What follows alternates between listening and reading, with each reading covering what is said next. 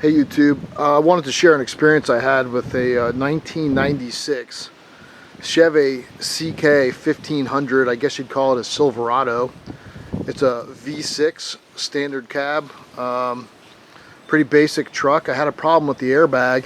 It was quite an odyssey. I did a lot of searching on the internet, found a lot of information, but some of it was different and I want to try to help people out, so let me bring you along.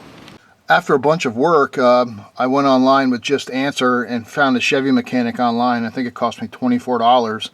And I kind of told him what problem I was having, that the computer wasn't talking and that I had an airbag light on.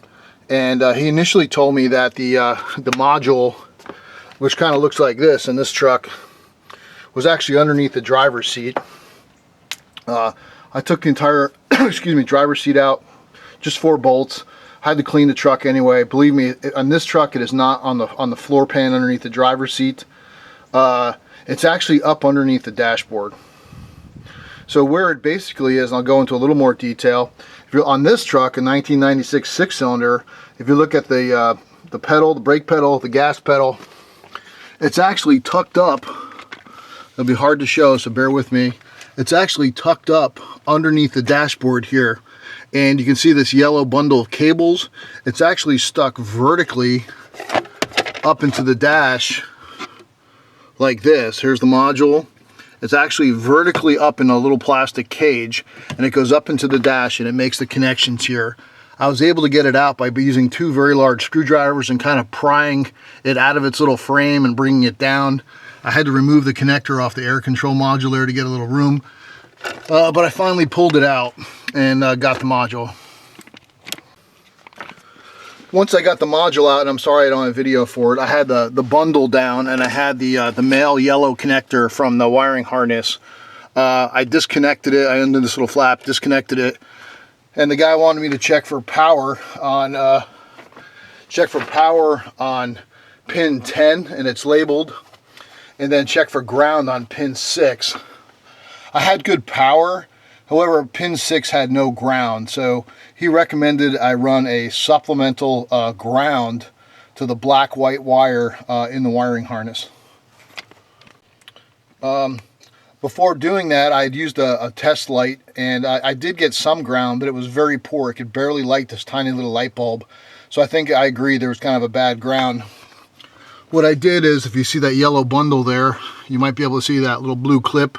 I used one of those little blue blade splice connectors, crimped it on there with that green wire, ran it up and over, and just above the brake pedal here, there was this nice little spot for me to add a bolt here, and I grounded it off to the chassis here.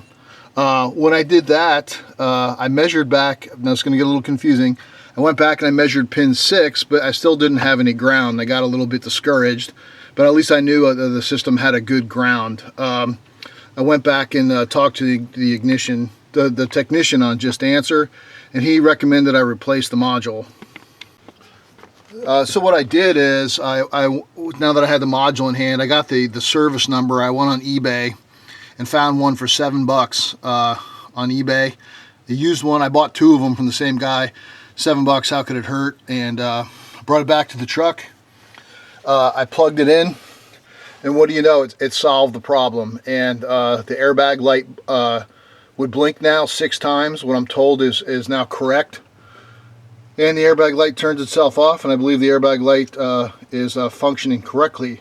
So I believe whether it's a grounding problem or some other electrical problem, toasted my control computer, found it $7 on eBay, replaced it, airbag's working. I'm a little shocked.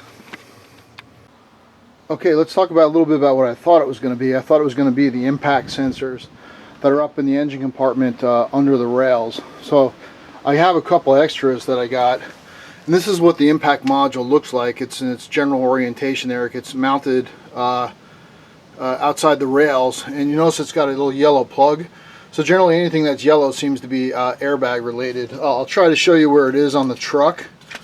Look over the tire. This is the left front tire. I don't know if you can see it up there, but there's that little, you can see the yellow clip, just to give you an idea where it is, peeking through that little gap in the splash guard there.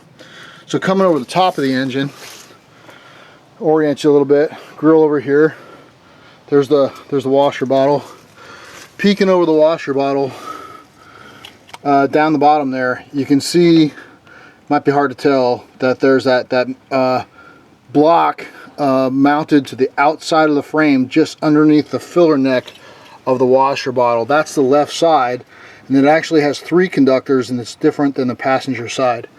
Coming over this little canister here, you can see the yellow clip down there. So yellow clip wire goes underneath the canister here, top of the canister, and it's mounted to the side of the frame down there. You can see that little block just underneath the canister there. Sorry if it's not showing up too good on video. So this is the driver's side.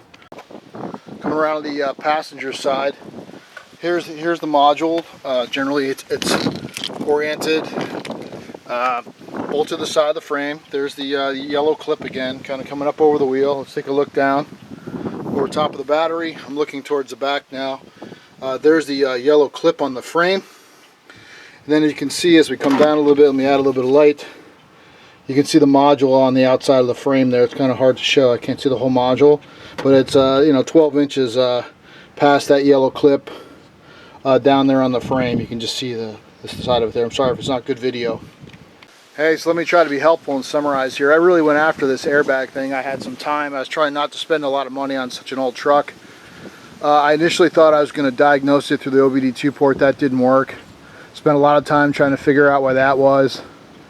Best guess was there was a ground problem. I had a very weak ground with that yellow cable drooping underneath the dash inside the cab.